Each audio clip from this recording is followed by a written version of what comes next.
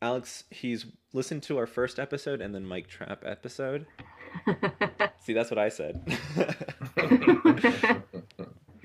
Ooh.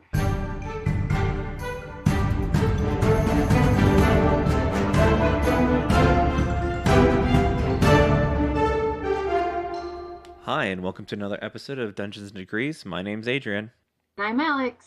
and today we have a special guest. Special guest, introduce yourself. Howdy, my name is Rick Perry. I'm the production designer and creative producer for Dimension 20. Awesome. And can you tell me with that, what did you do before then, or like what games were you in before you kind of got into production designing, or actually like designing your own like maps, I guess? That's Well, I actually came at it more from the film side. I've been working in film and TV for, I think, a little over 15 years.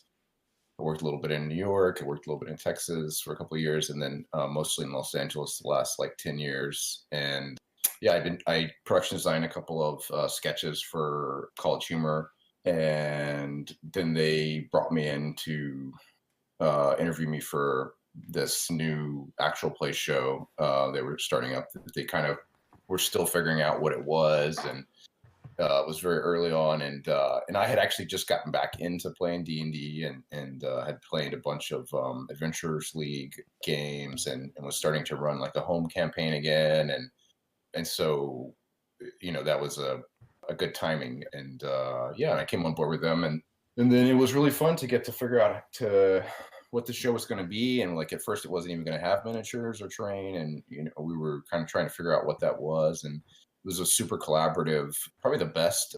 It's been the best show that I've worked on, I think, just because of the collaborative nature, and they're really trying to make something cool, and that's fun for me. So That's amazing. To me, from the outside looking in, it looks really fun to be part of that kind of system. And also, I don't know, I've never been in a very collaborative team. The closest thing I have to collaboration is back in college, which was very hodgepodge collaboration. So I think that having some like a cohesive team, it sounds like a really fun project and I guess job to be a part of. yeah, I feel super lucky. It's a really fun time in tabletop games right now. I just sort of like a golden era, and continues to grow. And I love that it's such a like progressive, like awesome space. This kind of that lives a lot online, and it's really neat to get to be part of that and be in dialogue with other amazing people who are creating stuff and in the space. It's nice to be able to be part of that and contribute a little bit. That's amazing. Alex, do you have any questions before I start just bombarding him? I don't want to step on any toes today. No, no. So as is tradition in this podcast, I had no idea who we were talking to. Sorry, Rick. Besides the fact that a general idea of what you did. And so of course I do the Google search and holy fucking shit. I'm obsessed. I'm a former reformed theater kid. And so the Oh, idea of cool. the set design is absolutely amazing. And so I've pulled up your portfolio. And looking at the design of the Dimension 20 table, I didn't even think about that being something that you would have sat down and done. And holy crap. So I guess I'm gonna jump ahead and I don't care. Yeah. Adrian, ha ha ha. How did you do that? What was that process, if you don't mind talking about it? Sure. How did you guys figure out how big to make it, and then it's all flat on one side? That's so cool. Anyways, sorry, I'll let you go. Oh no. Well, first, thanks. That holy fucking shit might be the best compliment I've ever gotten. So thanks for that. The table nerd. No, actually, I'm very passionate about the table. The table is something I designed early on and really put a lot of thought into. And I love these kind of design challenges where it's like, okay, we need a table for this show for people to play, 6 players and 1 DM to play. There's going to be miniatures in the middle, so they need to be able to reach them. They need to all have space for their character sheets and stuff in front of them. they also need to, the 3 players on the sides need to be arranged in such a way and close enough that we can do a 3-shot of the players, so that, in other words, that they all fit neatly in a frame together. But then also you have to, this thing, when you're shooting at a table like this, is a 360-degree shooting environment, which means that there's not a lot of places to hide cameras.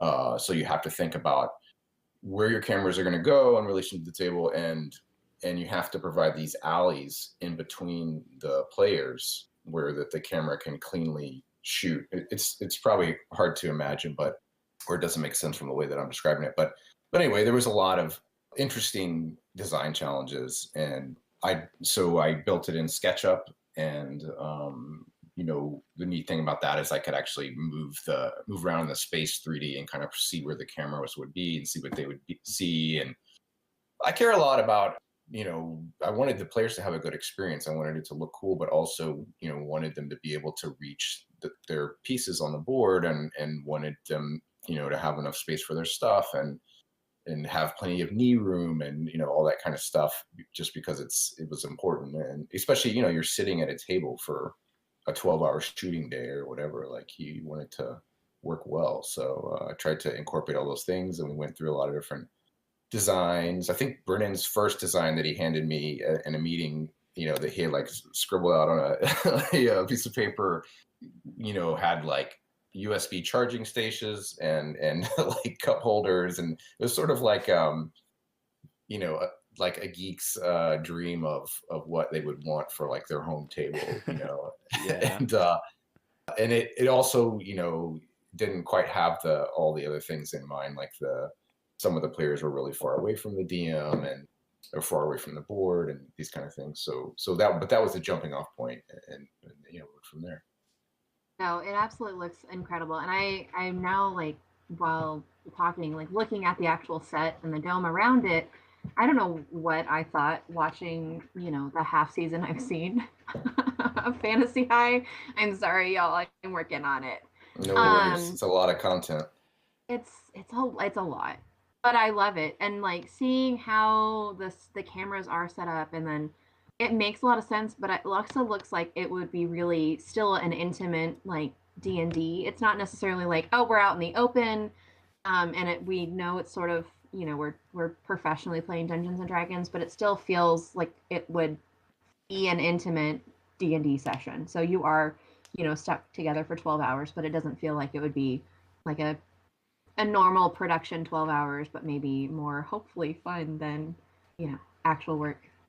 I hope so. I think, it seems like it's worked so far, and yeah, I don't know. I feel like this show is kind of something special. I mean, the cast is really special, and I'm just stoked to get to do stuff to help them have a really fun game, Yeah, it looks amazing. It looks really good. So if, I love it. I'm also obsessed with this table. Like, I want one. But it feels like I don't have a space big enough. So my now goal is to have a space big enough and to commission this beautiful table. I don't need the matte black, though. I need the original, like, plywood on it, because that's a beautiful. Yes, I'm so sad that they covered it up now, seeing what it looked like. Yeah. Oh, yeah, that was the first design, or one of the earlier designs of like the finish. I was like, oh, let's do like this cool, like modern wood grain, because I just thought it was classy, and we just went with a black, and it's actually, just painted black, so that early on the idea was like, oh, we could repaint the table if we wanted to for different seasons, which we have never done, but the idea was just that it would kind of go away rather than sort of pop out. But maybe for your house, probably, yeah, wood grain would look a lot nicer. Yeah, let's go. I'm here for it. It is big, though. You got to have a big room. Yeah, I mean, with, 7 people at a table and then a whole set, and, watching it, it doesn't look like it would be that big. Like, it feels like it would still be, I don't know, fine. But now looking at the proportions and then actually thinking about the size of human beings, like, that's absolutely incredible. And it's, I'm sure, a feat and beautiful. And you did, I mean, I don't think I could give you enough words right now. I'm just obsessed with it. Thank you so much. I keep looking around my room and I'm like, I could fit that and then only that in my room, and that's it. And that's it. Yeah, you'd have to sleep on it or under it. Yes, exactly. I Uh, think I'd even pull out like that dome kit as well and just have that set up for actual like D&D sessions so then it could be like a statement piece, but like be like, no, leave me alone. We're playing Dungeons and Dragons. I'm in the dome. Do not enter. It has those like parachute vibes from like your elementary school days, right? When you go into the gym and it's like that I know what you're talking primary about. colored parachute. Yeah, yeah, and it's a geodesic dome. It was actually Sam Reich, the who's like the executive of College Humor. His idea to was we were coming up with different set ideas to build something that looked like a polyhedral die, and then people use these geodesic domes for like greenhouses or just for a novel place to live or whatever, and so we went with that. It's amazing. I always love seeing it change colors and everything.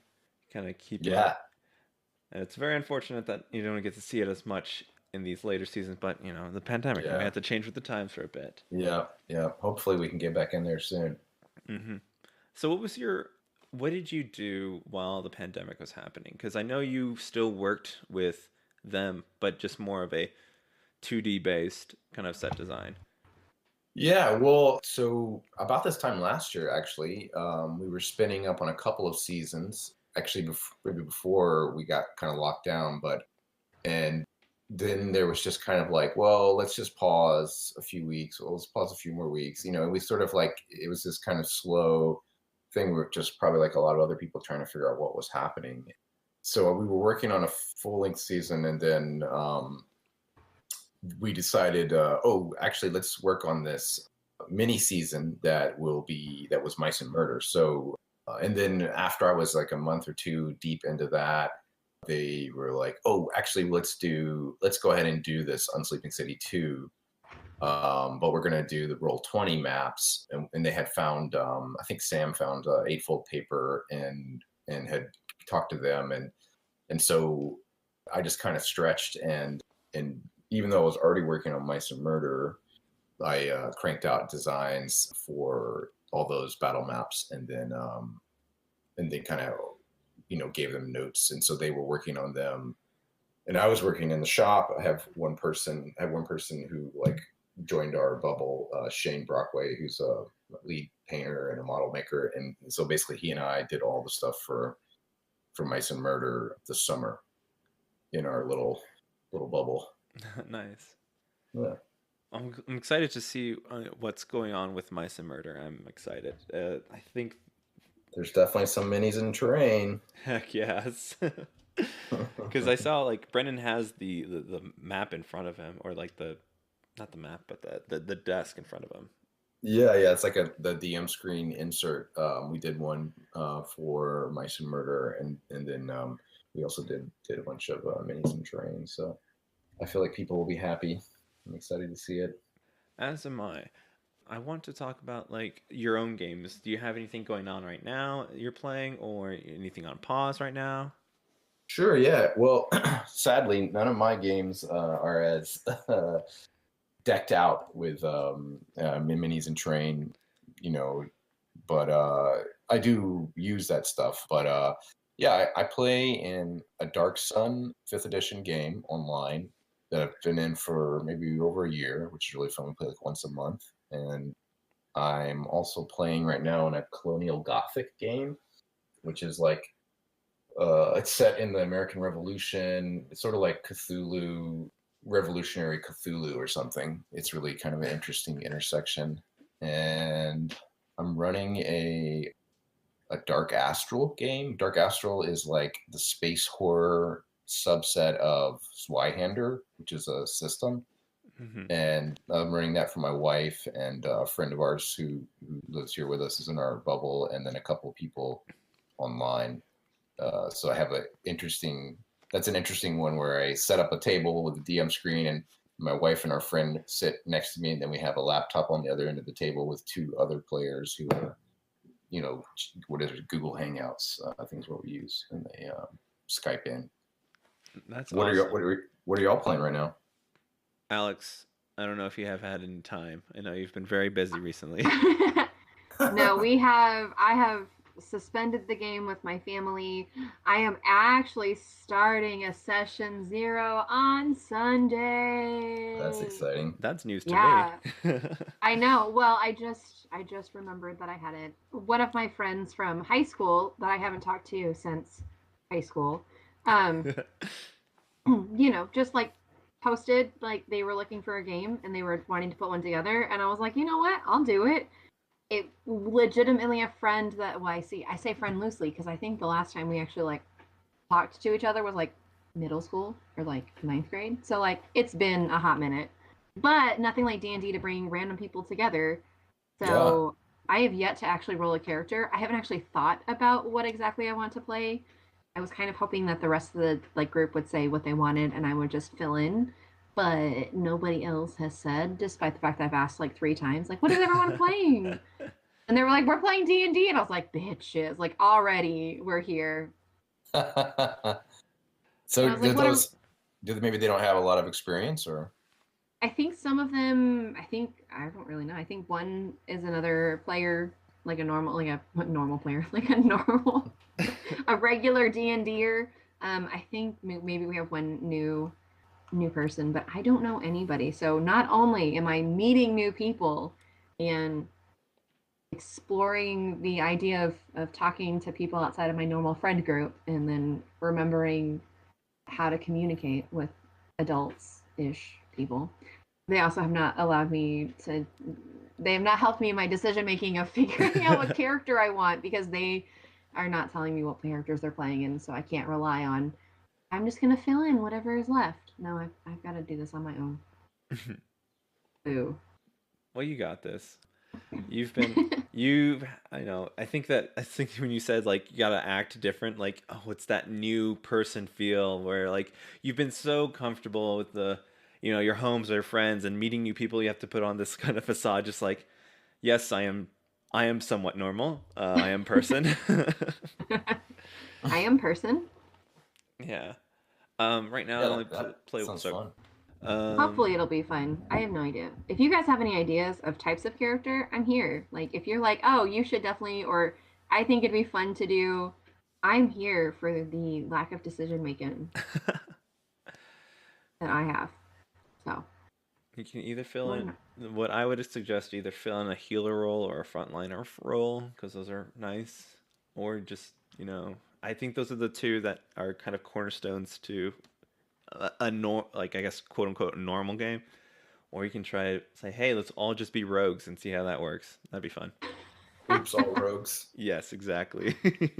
I was just gonna say I have a strategy sometimes where I'm trying to figure out a character and I have never or I can't nothing is coming to me where I feel like I have biases against certain like races or classes or whatever. It's like I've never played that because it just doesn't sound interesting, and so I will force myself to play whatever it is and find a way to kind of love it, and it creates like a creative challenge that ends up being really interesting, and then by the end I'm like passionate about the character or whatever.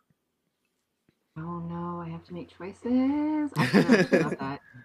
Um, while you were talking, I also like I could just like let the dice decide and not actually have to do it, and that's the universe sign showing me what character development I need as a person through my character development of my random fantasy character, right? It's a great way to do it, actually. There are a lot of systems that have that in there where it's like you randomly roll all of your stats and your class and subclass and all that stuff, and then you just have to figure out like who is this person, like who is this person based on all these things, like what happened in their life that led them to this point. It's a fun game you can play. Well, here we are. Thank you for helping me, y'all. I appreciate it. Yeah. I was trying to find this website. It was just like a random like character generator with one flaw. It would just say you're a halfling warlock that has a obsession over shoes, or like it's just some ridiculous like one liner to like start your Love it. character off. That's awesome. I can't find it. I just remember just hitting refresh over and over on that thing and just like laughing at all the things and having all these ideas. It's been, I don't know where it is. I think this was like 6 years ago or something. Yeah, that would be great for NPCs too. That's awesome. Oh yeah. Well, that is a good idea. I guess just to drop in what I'm playing right now, it is a, I It, gotta say it, Curse of I know. Strahd game with Ah, yes, I've been playing it for a year. I have so many ideas. I need to just stop having ideas and start planning for the end.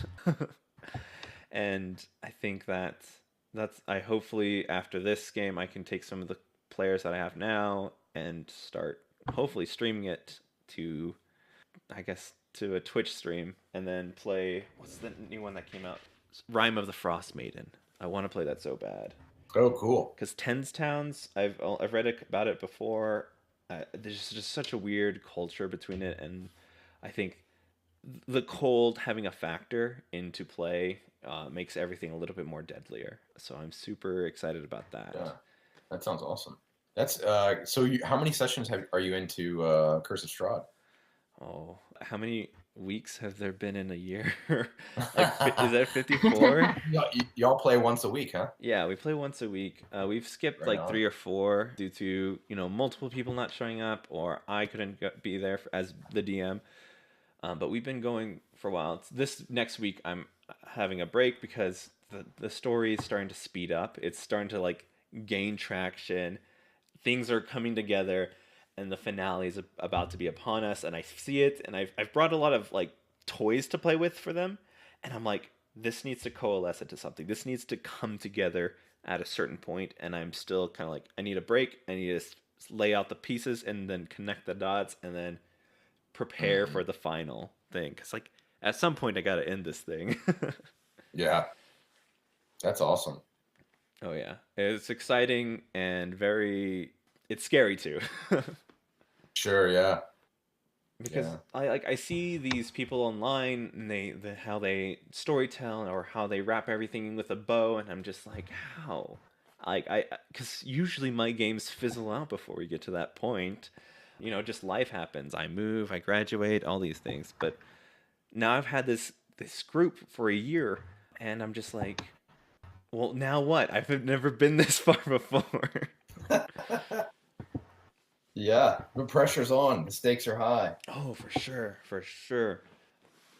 I really admire that. I mean, I think it's really cool that you've had a game going that long for that many sessions and are going to complete a full book. It's really cool. But to what you're saying, like I really admire players and DMs that have that sense for story, and can just intuitively, bring things, the way they're supposed to and land, perfect beats. And yeah, it's a special thing, and of course, it's something that develops over time and through practice and whatever. But very cool. It's very gratifying to watch. Yes, I think that I've been slowly becoming more better. Wow, English. I think I've been a better DM over time, and I have done something like I've messed up before, but my players have been very forgiving and understanding. And like when I do homebrew stuff, I'm like, all right, let's set it up. This thing I'm about to give you, it has an asterisk. Okay, I'm testing it out. I don't know what it'll do to my game, so it might change in the future. So I've been very blessed to have that like group understanding of how I do things and run, and they've just been very good, nice people. Like it was like half new people and half veterans, and the veterans weren't too like, hey, you need to do this or hey, you need to do that. They've been very like, here's what you could do, but you can just do whatever you want or whatever your character believes. They've been very good about, you know, I don't want to say like staying in their lane, but like not trampling on the new people and not making them an enjoyable time. That's awesome. I mean, yeah, everybody at a table, I think, has is part of it, and you're all working together to keep the dream alive, so to speak, like keep air in the balloon and everything. Hopefully, All right. I guess the question I'm going to direct to you is what's your longest game you've had? Oh, I didn't even mention this. I knew there was a game I was forgetting. I also play in a fifth edition game that is a evil campaign, and it must be like coming up on 2 years that we Ooh. have played pretty steadily.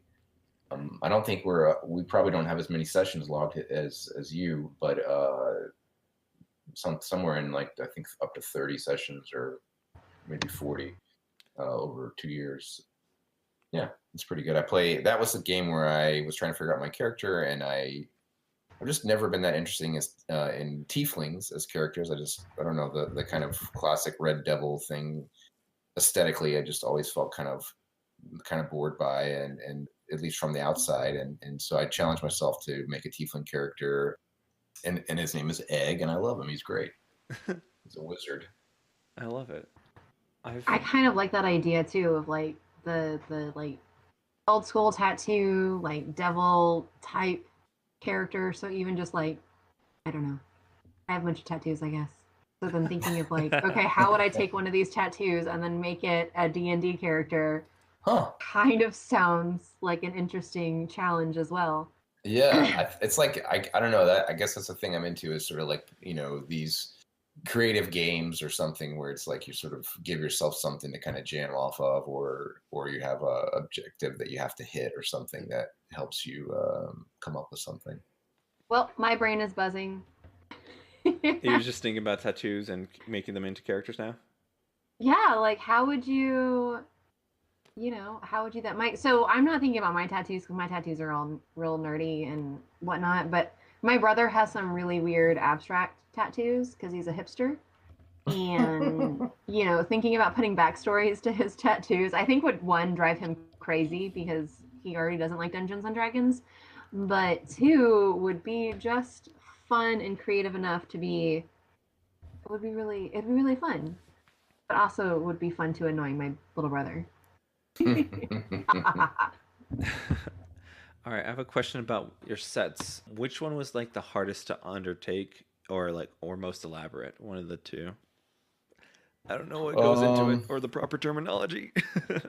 Yeah, no, I mean, it's like they're all different, for the most part, and occasionally we get one that is a little bit easier to pull off just by chance, but a lot of times they have a lot of challenging things to figure out. Part of it comes from just the fact that on Dimension 20, it's an anthology show, so every season is like a different setting, but the settings are never like conventional settings. They're always like some kind of mashup, so like Fantasy High is like an American high school, but with elves and orcs and that kind of stuff, and it's like kind of like an American city that's in an actual fantasy world. So that's a mashup of those two things, which means things like Skater Dwarves is not a miniature that you can just go and buy. That's a really cool idea, but you have to actually figure out how to make it if you want to have it be on screen. So a lot of times the challenges come from that, but then also sometimes it's from just stuff that we want to try and do that's neat, like in the first season of Unsleeping City, I think it's an early battle. I think it's the second battle, maybe. So maybe this won't be too big of a spoiler, but they're fighting in a sewer system, and essentially they're in like a big chamber, like a sewage chamber, and there's a bad guy high up on a ledge at the other end, and he is raising the water every round. So every round the water comes up, which means that we had to, we wanted to represent that with these sheets of plexiglass, so every round the water comes up 5 feet, which is 1 inch, or 2 or 10 feet or whatever it was, and so we had to cut all these plexiglass pieces to, make it fit. So that's an aspect too, which is not only making something that is kind of insane, but also it's going to be handled by humans who are playing their game, who are not going to be touching it as gently or as necessarily as like, they're in the middle of making a show, they're not thinking about how to like be the softest with it, so you have to kind of build things in a way that is intuitive and will stand up to being played with, Yeah. Like, I'm going to grab this. It's like, oh, that was the one way you weren't supposed to grab it. Yeah. You have to look at it and be like, oh, how, if you just walked up to this, how would you pick it up? Mm-hmm. And then if that's the way, then you got to make it where it's going to be, easy to pick up that way. Prop building is the best. I have to make it just durable enough, but not so durable that it looks ridiculous. Yeah. Right. And we're also fighting budget and time, as well. It's always a really intense thing where we're always racing against the clock because we have a certain amount of money that we have to spend, and we want to get the most that we can out of it and not overspend, and so it's always a challenge. That's fair. What's your favorite, I guess, prop or mini or some ridiculous something that you've done? What's like your favorite? Probably the thing that I still think is maybe my favorite. I don't know. I made something recently that you all probably won't be able to see for a long time, but that I'm pretty excited about. But before that, probably the DM screen for Crown of Candy, which was the season that is a mashup of Candyland and Game of Thrones. So, all the different factions are like the vegetable people from Vegetania and the fruit people of Fruitopia and this kind of thing. And so we build these kind of elaborate DM screens that go in front of our Dungeon Master, Brennan. And it's a kind of usually the attempt in the DM screen is to sort of provide like a visual manifestation of kind of the entire season without like giving away spoilers, or it's sort of like being explicit and vague at the same time, and also being evocative and helping to like transport the players and the viewers to this world. So for that DM screen, since the land is made out of food, we cast a whole bunch of soap molds of foods like apples and pork chops and whatever. And so I had these like plaster pieces of food, and I was sculpting this land, mountains and, banana peaks and strawberry hills and flat tomato slices for plains and crackers and all this kind of stuff. And it was really fun. And I got to paint it all up, these crazy colors and stuff. Yeah. So, I feel like it turned out good, and it was a really fun one to work out. I have two things. One, I'm really sad we didn't make the grab for Strawberry Fields. And so everyone has that earworm in their head now. Yeah. But two, I just now realized that that's a DM screen. Like, that's the purpose of having that up on the set. So there's that too. Those are incredible. They are incredible, and I didn't even realize that they were serving a purpose of being a DM screen versus just being something to look at because it's really fucking cool. Thanks. Yeah. Yeah. I mean, that's exactly it. It definitely gives Brennan space back there to keep his stuff secret, but also, and they'll go and shoot close-ups of it for like the title sequences like that, which is always fun too. Yeah, I just thought it was like just regular set dressing. Like, oh, okay, this is like the vibe that we have, but no, it's serving an actual functional purpose. So, function and form combined. I'm sure if you went to college, someone is really proud. Not assuming that you didn't, not at all. Just assuming that I did. I went to college in Texas. Okay, we're at Texas, like. Yeah. I went to North Texas, actually, in Denton. Oh, UNT. Yep. My brother went there. He went there for a couple. School. Oh yeah. Especially for the arts, they have pretty good music and stuff. Artsy. Yeah, I went to when I went to go visit him, the guy at the gas station right next to he was practicing his piano stuff on like a piece of paper, like while he was on shift, and I'm like, this is the vibe. This is all just artsy school all around.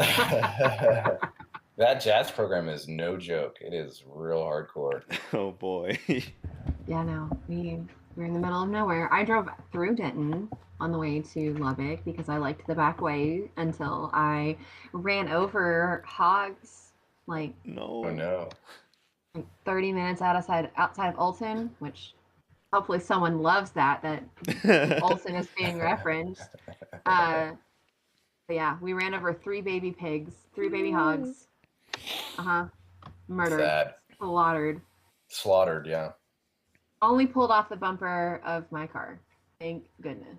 But yeah, animals in the middle of the road are pretty common, especially because you have to drive so much in Texas. I almost hit a deer like once, twice, or 3 times heading to Lubbock, and man, it's just like I'm like starting to fall asleep because it's like 4 hours into my 6-hour drive, and I'm just like, oh fudge, and just like crank a turn out and back in. I'm like, okay, I'm good for the next 2 hours. I'm good. I'm like adrenaline rush. Let's just keep this drive going.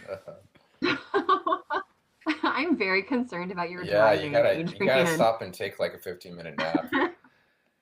Gosh, it's That's the secret. It oh will yeah. rejuvenate you. If you ever anybody out there who's listening to this right now driving and they're feeling tired, pull over and take like a 15-minute nap, and you'll be good. Oh yeah. I for the most part I end up either sleeping in the gas by the gas station in Sweetwater or Junction, and those are my two stopping points for gas. So much land to cover when driving back to college. Yeah, Texas is a I big hated state. it. Oh yeah. I was not a driver. I would always ride with somebody else, or I flew. There Wow. was not. No. Mm-mm. I also didn't have a car until like I almost graduated. Oh wow. So Well, yeah, there's that reason. That's a big there's reason. that. Really, I only had the last year in my grad school that I had the option.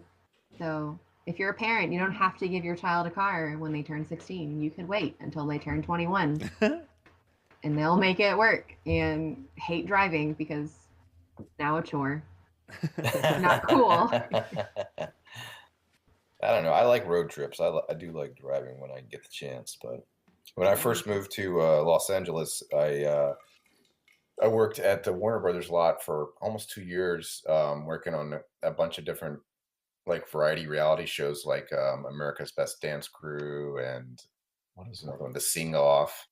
And my job was kind of shopping for them. So they would be like, okay, we need 12 sparkly pink hula hoops as quick as you can, go. And so then I would get in my truck and then drive around Los Angeles, go into every Toys R Us until I had found, after like I've been to like five and I have the 12 pink hula hoops and I'm coming back to the lot.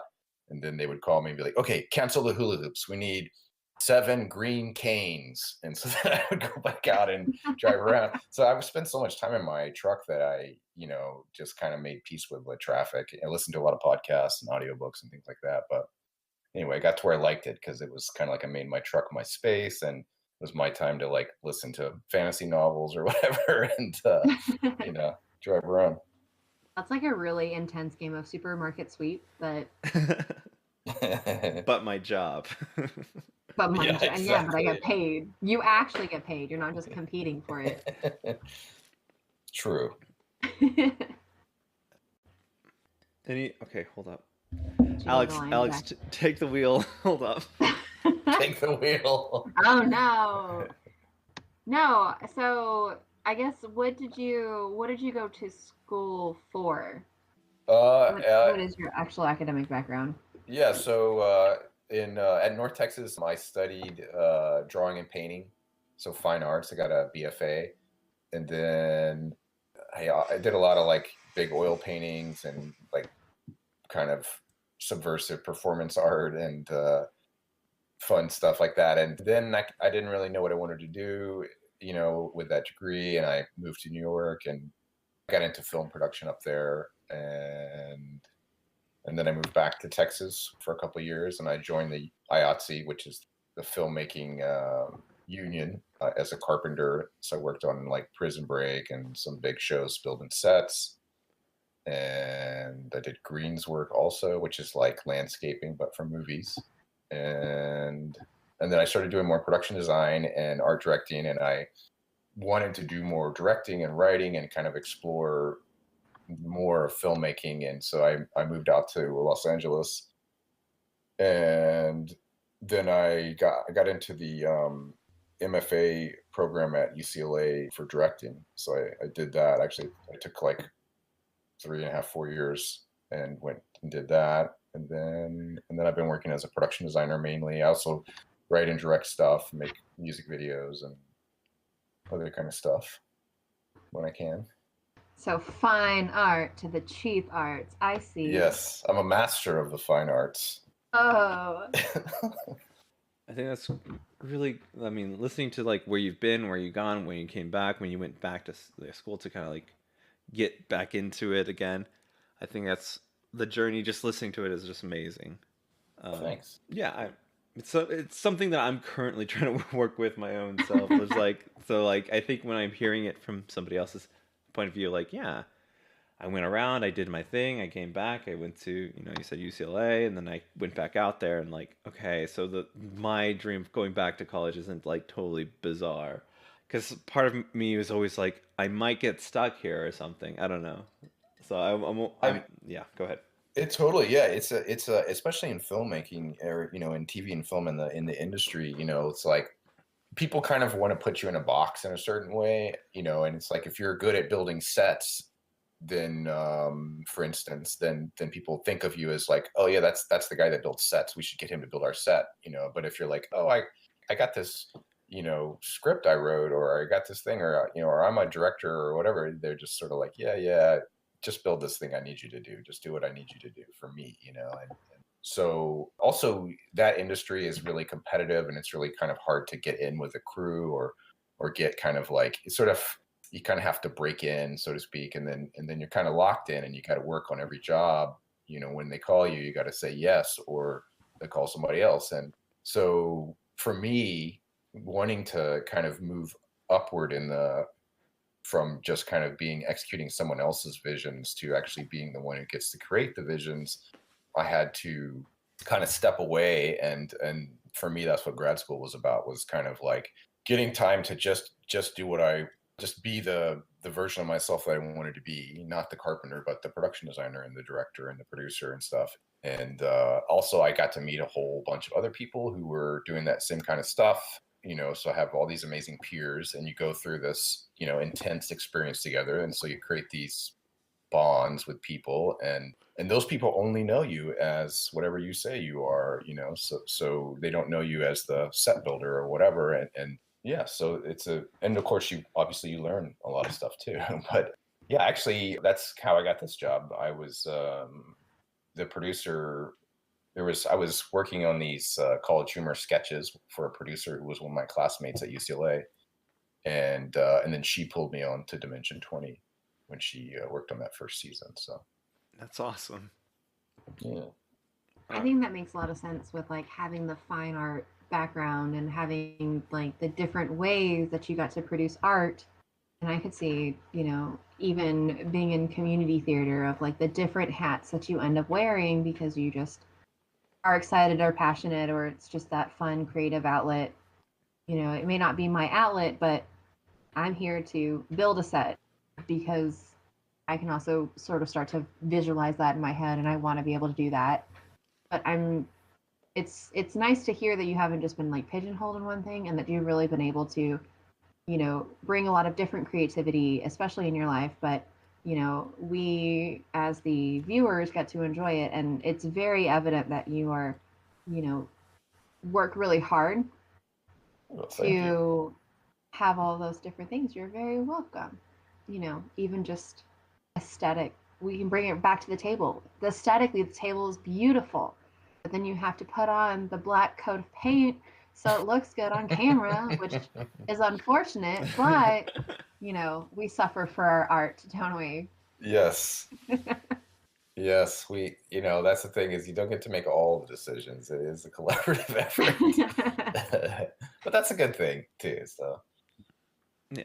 I love that. I would absolutely just, I don't know if I'd fight for the table. I think I'd fight for something else too. So that's fair. What was your community theater experience? So I literally needed a place to go while I lived in Lubbock that wasn't Lubbock.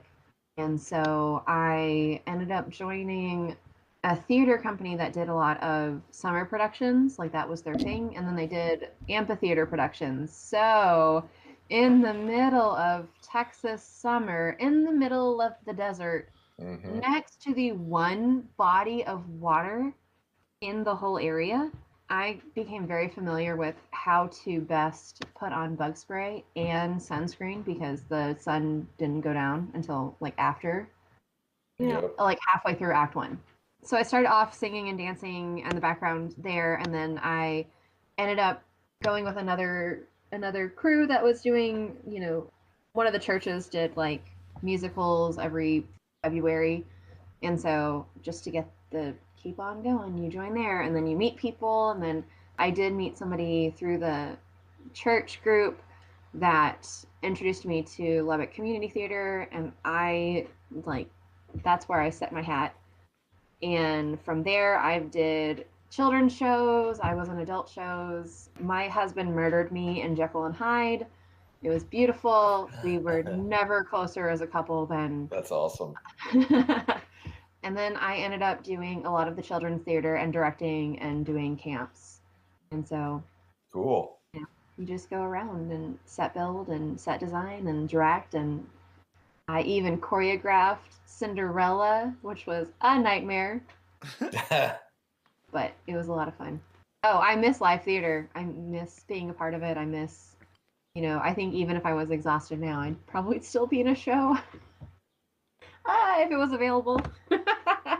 Yeah, not a lot of theater happening right now, but we can record it. Yeah. I really like that kind of stuff where you get to kind of do a little bit of everything, and that's a cool thing for me about Dimension 20 is just it's a lot of like design and build, so I get to really have hands on and do a lot of different jobs, and that's just kind of fun for me. But yeah, I can see how community theater would be a lot of fun. I could see where, working on the sets for Dimension 20 would also be really fun because it's not a big giant set, but you still have that like same level of intensity, but may not take as much, I guess, brute physical strength of like putting together a big set, but you get sort of that like satisfaction of like, oh, we did this really detailed and intricate like beer pong table and it was beautiful, but I didn't have to like lug a table around. I could just like pick it up in my hand, just place it there. Totally. Yeah. It's like a whole different set of skills than building a miniatures work is a whole other thing that I kind of had to pick up from a lot of other much more talented model makers than I am. But yeah, it's a different bag of tricks. Adrian. Yes.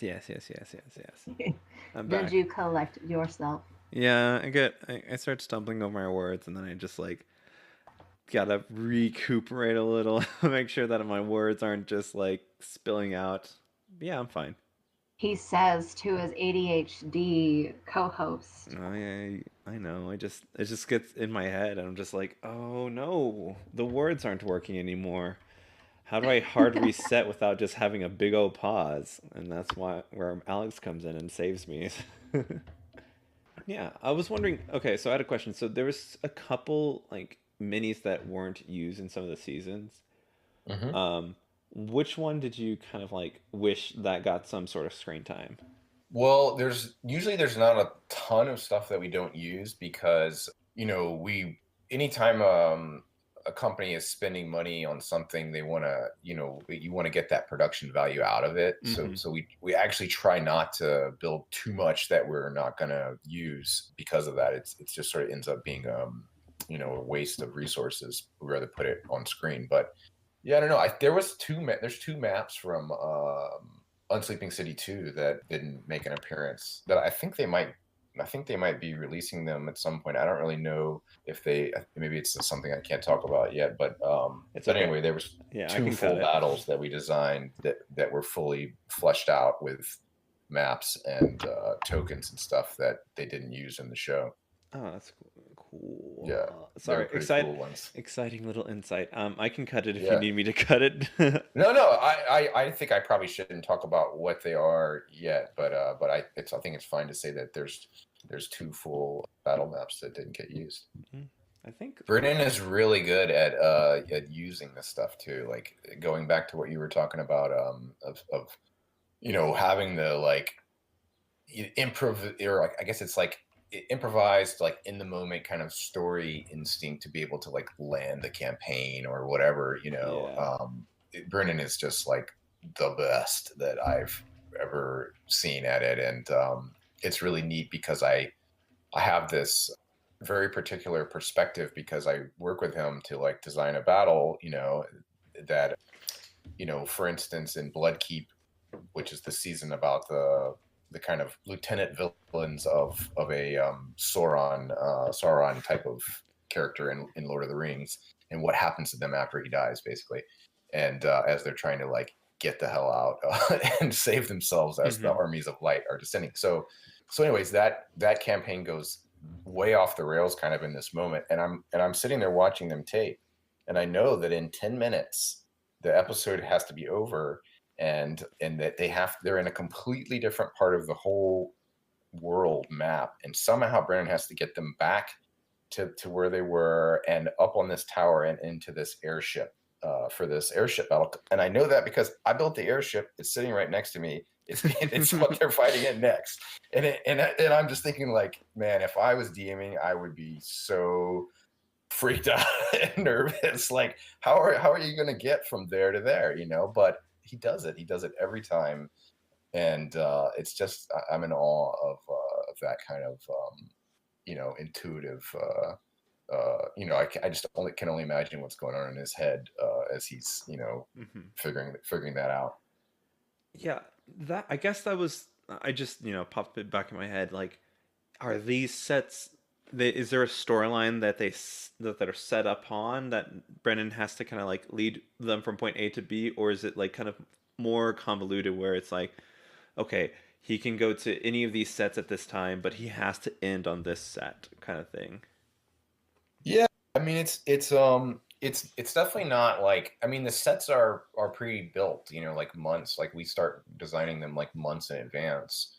And I think that is actually a place where usually what happens is like the concept for the world comes along and we'll have some ideas and things right away. We're like, oh yeah, there should be a battle here and this should happen and there should be these monsters or whatever. But usually that's it. And then they do character creation, which, you know, always informs the world and the kind of even the genre of like, oh, is this going to be like, you know, a procedural where they're like, you know, like a whodunit, or is this going to be whatever, you know, that sometimes is informed by what characters are created and what their own journeys are going to be. I think Brennan folds that into the world building. So then we go through and we build, you know, we come up with all these ideas with like a big kind of whiteboard of the sets, knowing that like, okay, there's going to be a battle every other episode or a battle every 3 episodes. And we kind of pound that out over a week or two, kind of revisiting it. And then I go away and start sourcing it and making this stuff. And I think that probably helps Brennan to some degree, gives them some like kind of guide rails, but there's the whole rest of it I don't really know anything about, you know, other than what he tells me in those meetings. I don't. So watching them tape, you know, it's like, oh, this is amazing. This is all this other part of this world that I don't know about, you know, because I just know about in a very specific way what's happening in this battle, who the bad guys are, you know, what the objective is, these kind of things, you know, and sometimes as I'm building the sets out, I will hit him up for more details, like, well, listen, in this food world, you know, like, are the people like, is everybody like food? Like, is that guy like a drumstick, or can there be people that look more humanoid and maybe their body's just made of like chicken, or and what do they eat? Can they eat each other? You know, like I need to know the answer to these things because I have to make it all the logic work in the world. You know, like when I put food on a banquet table. You know. Yeah. That's just another aspect of your set design that I didn't realize that you had to like kind of go through. Just like, okay, I got this kind of this section. I need more depth to fill out these sets. You know, I think that's funny. Yeah, it's a fun thing. That's kind of neat to know that even on the back end, like you have an idea of where the story needs to go. You're still like, but what's gonna happen? It's that has to be, you know, part of the magic of Brennan, like obviously. Yeah, it's really weird to be so involved in a campaign in this early like infant stages, and then be kind of hands off once it is rolling. You know, and it's like it's so odd to like I contribute a lot in this kind of early stage, and I contribute to some very specific things, but then I just walk away and I'm just a viewer like everybody else, you know, and get to see where it goes. It's really fun. That's awesome. That's exciting. Yeah. I'm happy to know that it's just as magical backstage as it is in front. The cast is really amazing. And I mean, I yes, it's weird. I mean, I'm still new, so I guess I'm not talking as an expert of Dimension 20. I somehow missed that train and then missed it a couple more times, even though we had a podcast, and then I was on the train and then. Well, you got a job. It's all good. No, it's fine. It's fine. No, there's no worries. There's there is so much content out there, especially in the actual play space. It's just there's just so much to catch up on all the time. It's really hard. All the time. Do you have a favorite like D&D podcast besides ours and obviously Dimension, like besides the obvious, right? Right. Yeah. Well, I've listened to every episode of y'all's show 3 times. So I'm waiting for the new episodes, but no, I like Critical Role a lot, actually. It's kind of a different genre in a certain way. It's funny, but it's not comedians in the same way. But I think those performers are really they're all voice actors and actors, and they have a really good sense for story and story beats, and they just dance really well together. Yeah, so that's a fun show to like catch up on. And I don't know what else. Listen to like NADPOD, and I don't know what else. I've been listening to a lot of 40K audiobooks, Warhammer 40K, kind of like trash pulp audiobooks. Love it. Yeah. I was just listening to something that was referencing 40K and listening to the audiobook. Oh, I think it was Dungeons and Daddies. I think that's what it was. But somebody on their podcast also just like for their time alone listens to like 40K audiobooks in the car. Yeah, I mean, it's I kind of have a love-hate relationship with it. I like a lot of things about that aesthetic, but it's very problematic, and also just a lot of it is not that good. So You love to hate it. yeah. What podcasts do y'all listen to? I have to listen to ours to edit. Oh yeah, right. But mainly after that, I watched a lot of This American Life, and I did a little bit of Adventure Zone, but I can't. I don't know. Every time I listen to another like D&D-esque podcast, I feel like, but you're not working on yours right now, and I'm like, okay, shut up, shut up. I get it. It just gives you shame and guilt to listen to other. Yes, There's exactly. no joy. It's like, wow, this is good, and like, Adrian, you could be this good if you tried to listen and edit it better. I'm like, no, in my head, get out. Yeah. And a couple of murder mystery stuff, like what it was. It had a bunch of like celebs voicing them. There's like RuPaul for one of them. I don't know. It was like, That's cool. Yeah, murder mystery, because like I was working on trying to figure out how to make a murder mystery work in a D&D-esque thing. So hopefully maybe Mice and Murderers will give me a little bit more ideas. Yeah, totally. So yeah. That man, I think it's gonna be I'm really excited to see it. I watched all the taping of it remotely, but I think it's a really challenging genre to sustain over a long period of time, especially with improvisers who are kind of like building the world out with you. Anyway, I think Brandon did a really good job on that, so it'll be interesting to see how the final product. Yeah, I'm that would make excited sense too. because like murder mysteries have to have that like sense of suspense, and like how do you play with that timing of the suspense, and then giving your players just enough, because I think that would make sense that like there has to be a better balance than we're just playing D&D and okay, cool, like here's this puzzle, but like the fact that murder mysteries have that like, ooh, who done it? Yeah. The other thing in my head is like, at any point, if they ask the right question and roll a nat 20, is it all go up in flames, or like? Yeah, right. Yeah, I mean that's the thing.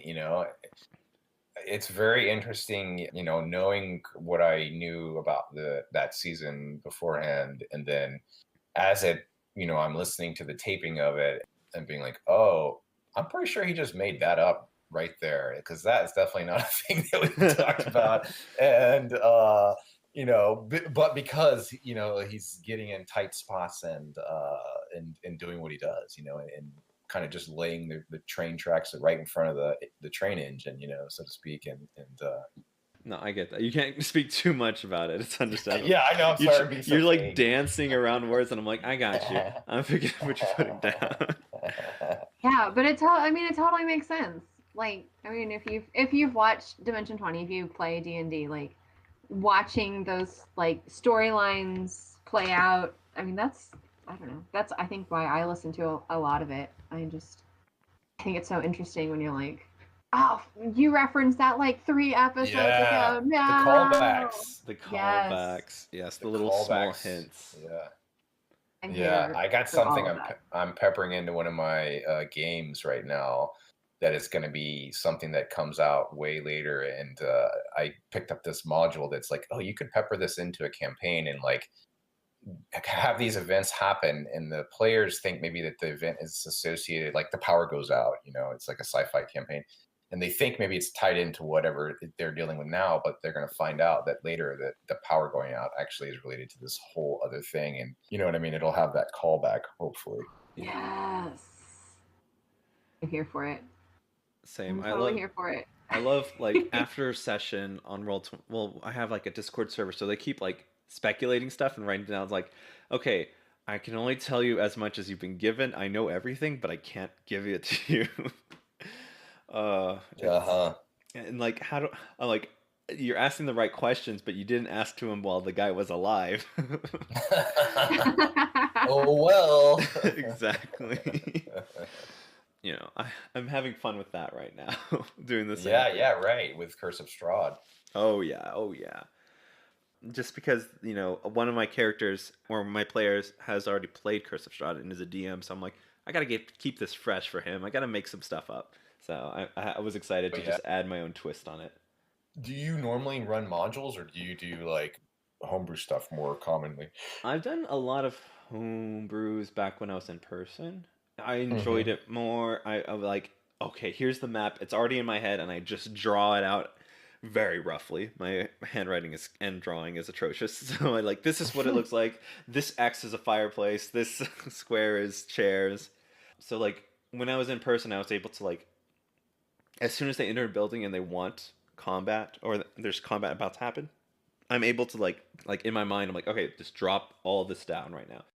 So now in the time of Corona where I'm doing everything virtually, my drawing is even worse because I'm using a mouse, and Sure. so I just use the pre-rolled maps. But slowly but surely, I've been doing more modules, mainly for the fact that there's resources for that online. But if we get back in person, it's homebrew all the way. Yeah. I like a mix. I like modules because they just give me a structure to work from, and I like also having a lot of lore about like ideally like a source book about a particular setting, or I guess maybe also it's like I don't have a lot of time these days to like create all of that stuff whole cloth, but Hmm. so I like having that lore and then kind of jamming off of that. So it's like, okay, this is the module. These are the things that are happening, and it has a beginning, middle, and end. But they could totally just go. We could go like have space noodles, over here and meet some weird NPC, and that I love all that stuff too. But it kind of so for me, it's like a mix. Is kind of the sweet spot. But Oh yeah. I mean, as of right now, definitely doing a mix because sometimes I just feel like, would that really happen, or is I mean, like they put like a lot of depth into one character and not so much the other because they're like, this guy's gonna die off. I'm like, no, he doesn't deserve to die. He's gonna live. He's gonna be the main evil guy. I'm like, so I have that going on with like this guy. I don't care how much backstory he has. He's going to die. I always I totally. try to just twist the narrative because sometimes I just like I'm personally I am not interested in what he has to offer to the campaign that I have currently. I'm like this unassuming guy might have a lot more than everybody else that I've been talking about. Yeah, you got to honor the players, Exactly.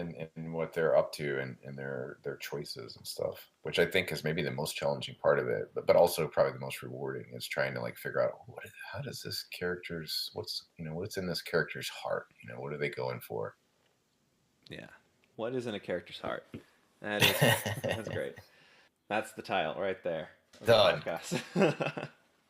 Write it down. I'm gonna listen to it later. I literally said it. I'm gonna edit this and find out. Oh yeah, that's what it's supposed to be.